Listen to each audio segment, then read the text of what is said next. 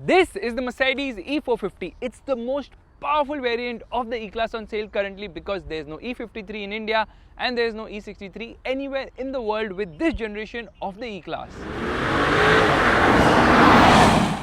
The big highlight of the E450 is of course the engine. It's a 6-cylinder unit, which means it makes a lot more power and torque. However, compared to the E200 petrol, this one costs rupees 15 lakh more. And the E450 is only available in AMG line trim, which means compared to the E200 and the E220D, this car looks slightly different. While the tyre size is the same as the other E-Class models, the AMG alloys just don't look cool enough and the design makes them look smaller than they are. In fact, the E200 and the E220D have better looking alloy wheels, even though the E450 has AMG written on them. This whole putty, I don't know what you call it, this side thingy here which says AMG on it, it actually makes the wheel look smaller here. It is kind of making me feel, is Mercedes competing with BMW on who makes the worst looking alloy wheel design? Well, to be honest, the 5 Series alloy wheel design isn't bad, it just looks very small. The wheel looks very small. I think BMW has already changed that, they know it looks bad. And here, the first thing I would do if I buy the E450 is change the alloy wheels, because even though AMG is written on it, it just doesn't look sporty enough. The front bumper is slightly different too. A bit sportier, but not that many would notice.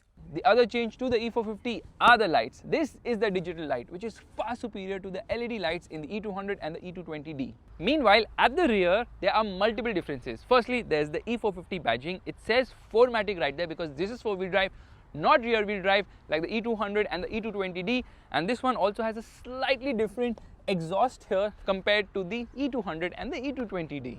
And that's about it. Those are the only visual changes to the E450 when compared to the E200 and the E220D. Mercedes should have given it more changes, like a better looking alloy wheels and I don't know, probably a better color too. This color is identical to the E220D which I recently reviewed. So when I looked at the car, I was like, doesn't look much different now, does it? And of course, better looking alloys would have been fantastic here because this car doesn't look as fast as it goes.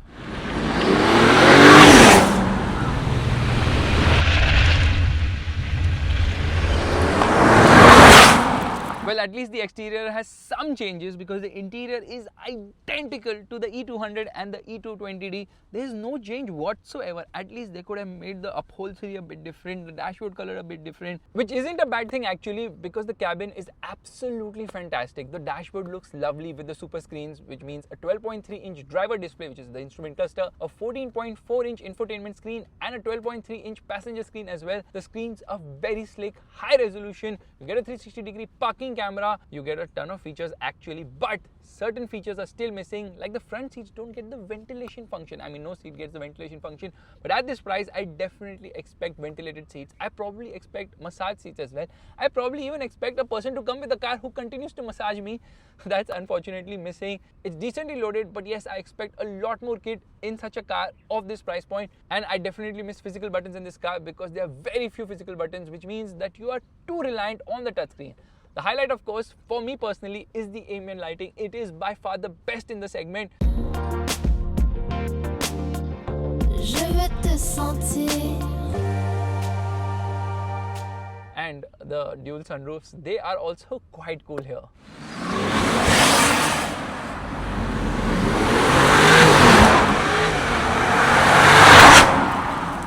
I love these soft pillows and it has a fantastic sounding Burmester sound system.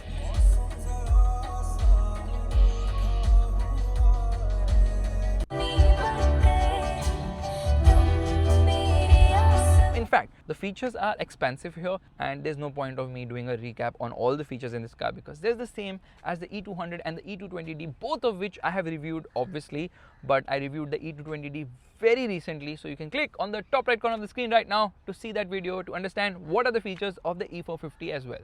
Well, I'll be honest, the 5 Series, even though has become long wheelbase, doesn't stand a chance in front of the E-Class. This is just such a fantastic car in terms of space, quality, features and feel-good factor as well. The E-Class gets a selfie camera because nowadays it's all about social media. But let's be honest, people who buy this car are not on social media as much as they are on Teams or Zoom. So that selfie camera should have been there at the rear as well, because how else do you crack multi-million-dollar deals? My other favorite feature are the digital AC vents. Yes, they are unnecessary, but aren't they super cool?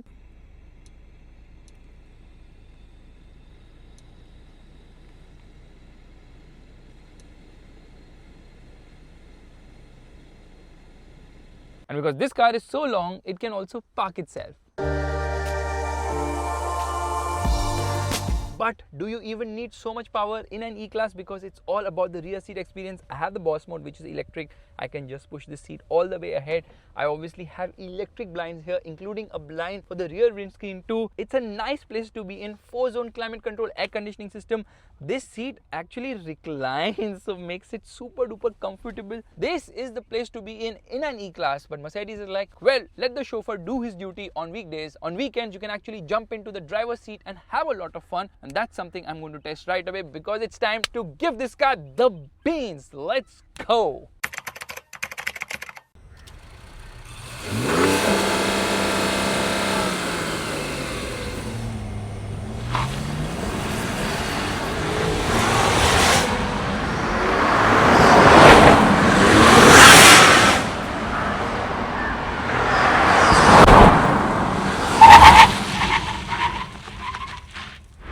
Alright, let's turn on the car. What are you waiting for? Turn on immediately. This portal, I don't know where I got it from. I need to hide this first. And screen's taking some time to load. Straight away, let's turn off the air conditioning. Actually, the menu is quite easy here. Yes, thank you for the welcome. Straight away, I turn off the AC. I kind of like it, and I come into the sport drive mode. Because I'm so used to the E-Class now, I know exactly where things are. So for me to make changes, it's not that difficult, because straight away I'm going to turn off the ESP system, come here in the menu, browse through here, and I have to come into the info mode. See, I am quite fast at it. Into gear, left foot on the brake, right foot on the accelerator, hazard lights off, revving the motor, revs till 2500 RPM, and off we go.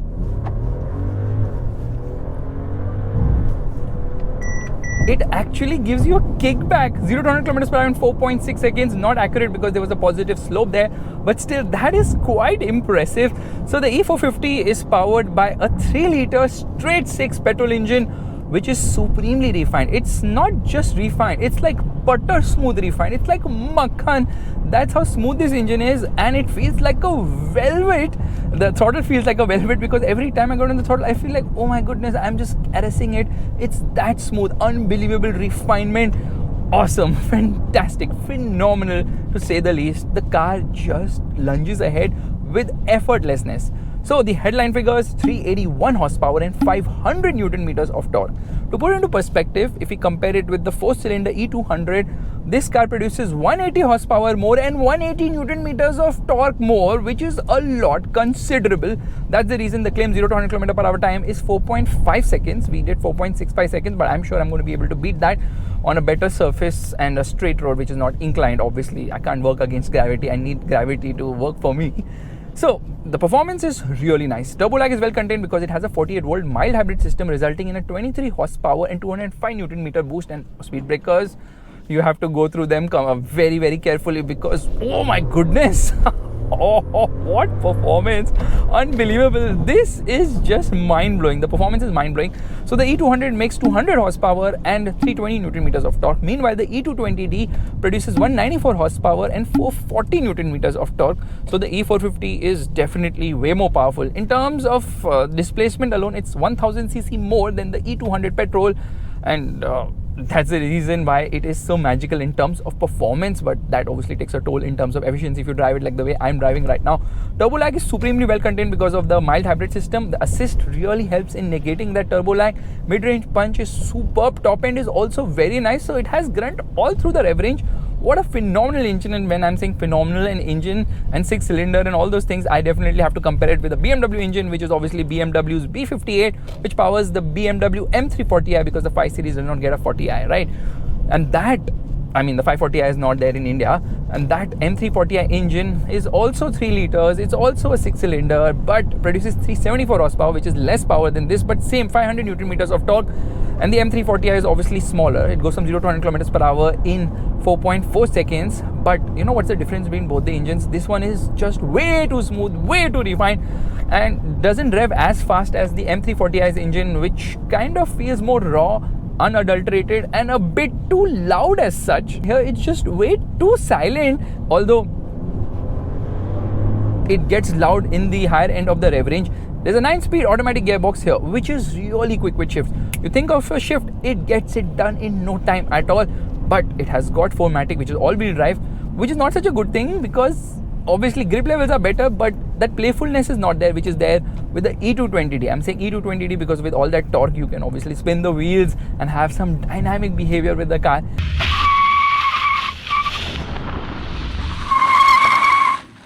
Here everything is under control completely, and it's so well in control that you're like, oh my god, this car feels way too polished for something which has 6 cylinders and so much performance to offer.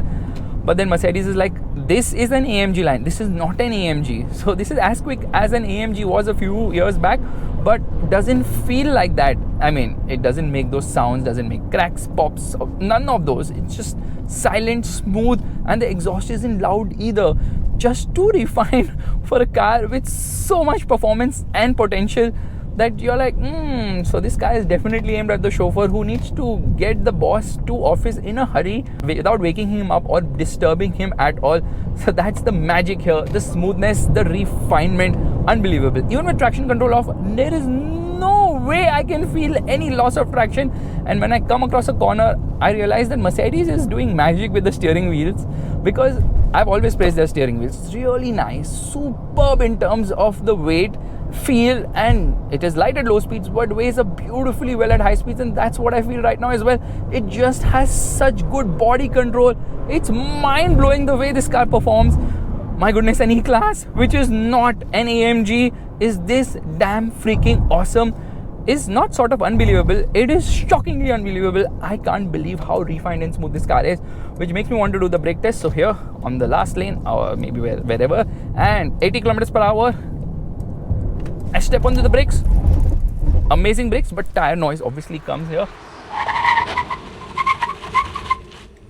Now it's time to test the 0 to 100 km per hour acceleration of this car. Left foot on the brake, right foot on the accelerator, revving the motor, and off we go. Oof. It does a push back on upshift. It actually pushes you back. That's the kind of performance. Okay, I don't know why we are slower. And what is this guy doing? Unbelievable. My goodness. Freaked me out for a moment when that road is functional. I don't know why he's coming. That also in the right lane. He should be in the leftmost lane now.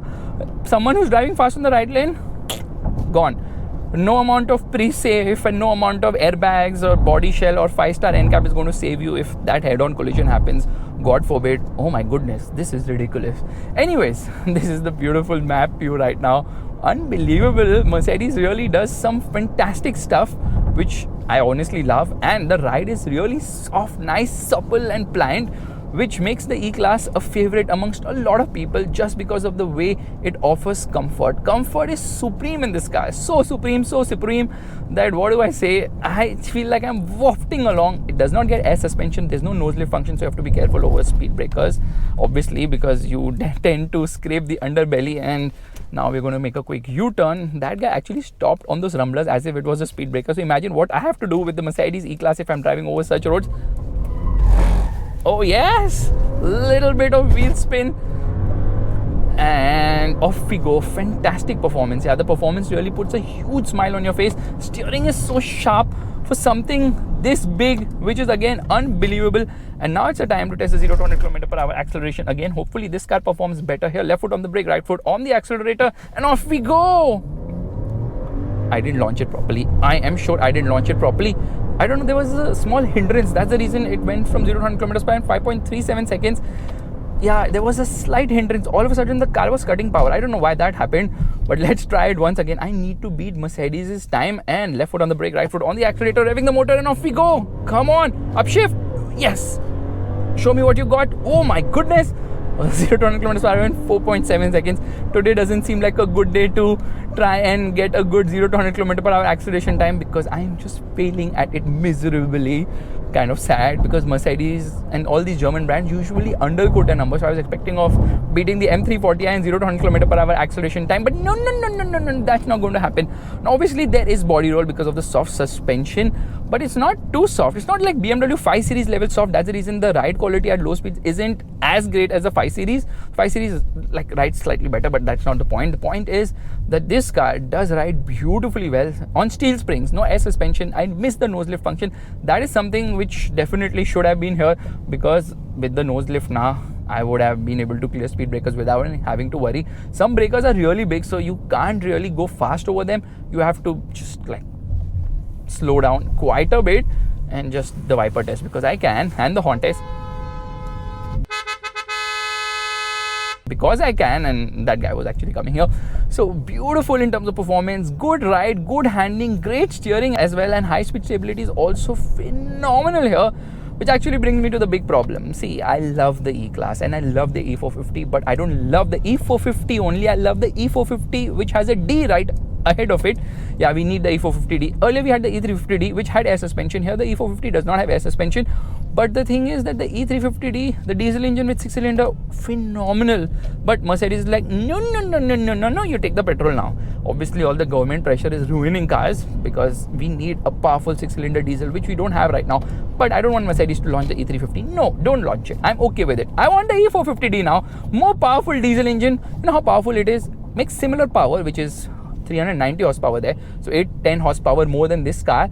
But 50% more torque, 750 Newton meters of torque. 0 to 100 kilometers per hour takes 4.9 seconds though, and that is because obviously the diesel engine is heavier, and this petrol obviously revs really nice. The top end is phenomenal here, which will not be the case with the diesel engine, but efficiency would be bang on, and efficiency and performance together is like a match made in heaven, which petrol engines can never claim of. Only a diesel can do that, and that's the reason I keep saying again and again and again, a diesel is a freaking diesel, because of the level of performance and efficiency. That torque, 750 Newton meters of torque, you know what that is? That's enough torque to move mountains.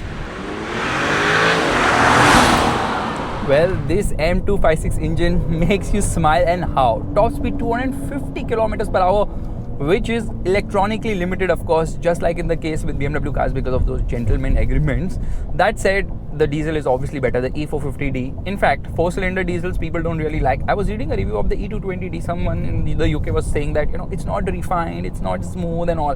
The same guys, when they write reviews of electric cars, like say the EQE, they will be like, oh, it's too smooth, it's too refined, it's so less, there's no sound. When Mercedes is actually offering you, or any car maker is offering you, the diesel sound and clatter, learn to enjoy it. I love the sound of diesel engine. One side, when Mercedes works hard to make their engine soulful with some sound, people are like, it's not so silent. And with the electric one, people are like, oh, it doesn't have any sound. What do you want the car brand to do? Hypocrisy at its ultimate peak. Anyways, that's not the point of the discussion right now. There, the ADAS is just ringing, telling me there's someone in my line of sight, and making a quick overtake here is just so flawlessly easy.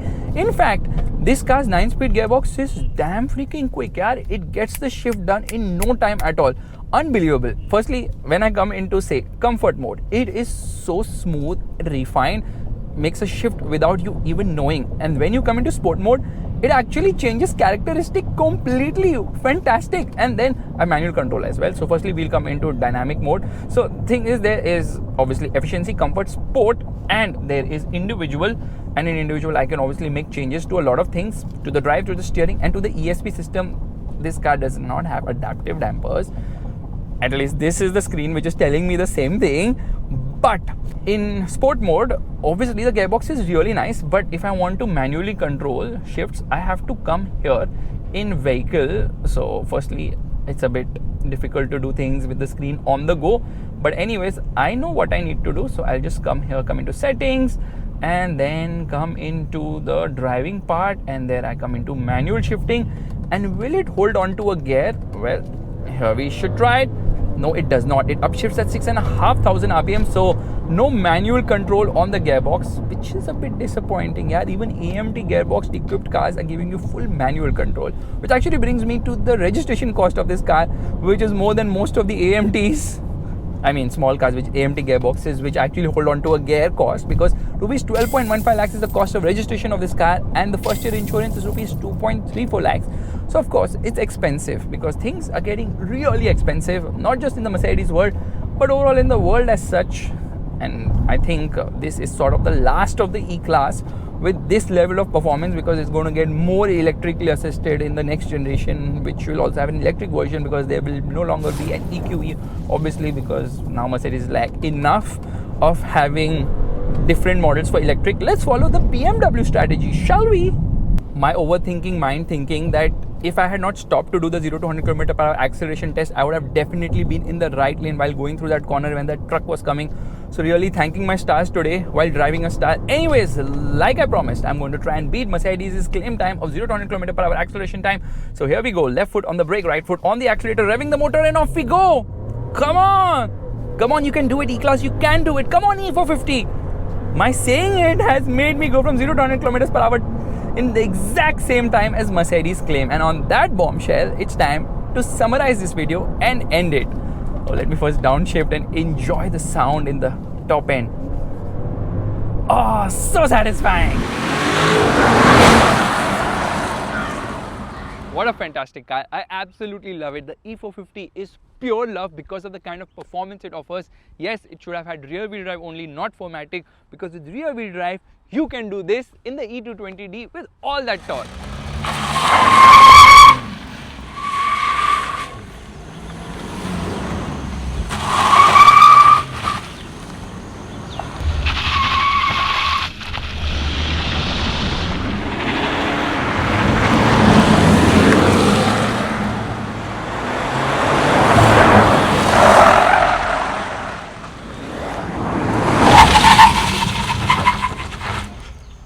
And that's why I would suggest save rupees 11.5 lakhs by opting for the E220D, because it has the exact same features, looks similar as well, has good amount of grunt, great efficiency, and unless and until you're going to be driving all the time, there's no point of getting the E450. Yes, it has great performance. Yes, it's fast. But the thing is, if you want a fast car, there are a lot of other options available at this price point. And now a lot of you are like, how does it compete with, say, the BMW M340i? Well, that's a car in a different segment altogether, because it's not as comfortable as the E-Class, doesn't have the rear seat comfort or the space of an E-Class, because both are very different segment cars. However, the M340i is more driver-centric. Both have 6-cylinder engines. Of course, the M340i is slightly faster because it's obviously lighter, but you're forgetting one very, very, very important thing. The E-Class is long wheelbase. The M340i is actually short wheelbase. The Grand Limousine or whatever that's called, that obviously has the longer wheelbase, but the M340i is based on the shorter wheelbase, which means it's more dynamic, it's more fun, it's fast, it's just more driver-centric, but it's not from the same segment at all. And that also brings me to the fact that the M340i actually costs more than BMW's long wheelbase version of the 5 Series, because I don't know, nobody likes the new 5. I don't like it either. I don't even like the new M5. But it's not about BMW today, it's about Mercedes. Fantastic car, but for those who really want performance, this is actually like a makeshift till the E53 comes along. And Mercedes, where is the freaking E63 AMG? Not just me, the whole world is waiting, because the new M5, so we need an E63. Bye bye.